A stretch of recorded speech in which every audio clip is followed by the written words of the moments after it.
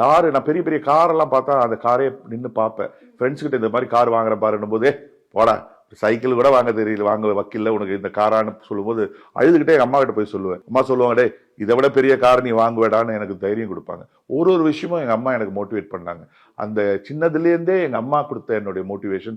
அது தவிர grace of God நான் வந்து ஒரு செல்ஃப் மோட்டிவேட்டருங்க. சிலருக்கு வந்து உன்னால முடியும்னு சொன்னா அது ஒரு மோட்டிவேஷன்.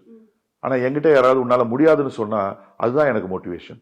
பெரிய பெரிய பிளான்ஸ்லாம் வச்சிருக்கேன். 2030க்குள்ள நான் 500 ரெஸ்டாரண்ட் திறக்கணும்ன்றது என்னுடைய டார்கெட்டா இருக்கு.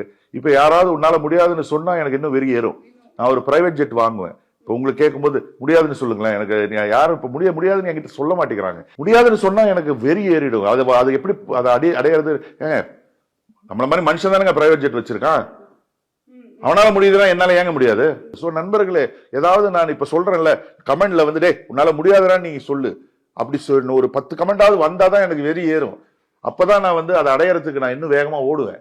சீரியஸ்லி அது என்னன்னு தெரியல, எனக்கு முடியாதுன்னு யாராவது சொன்னாதான் எனக்கு வெறி ஏறும். முடியாது சார் உங்களால, அதான் முடியாது. அது எப்படி முடியும்? Wait and see.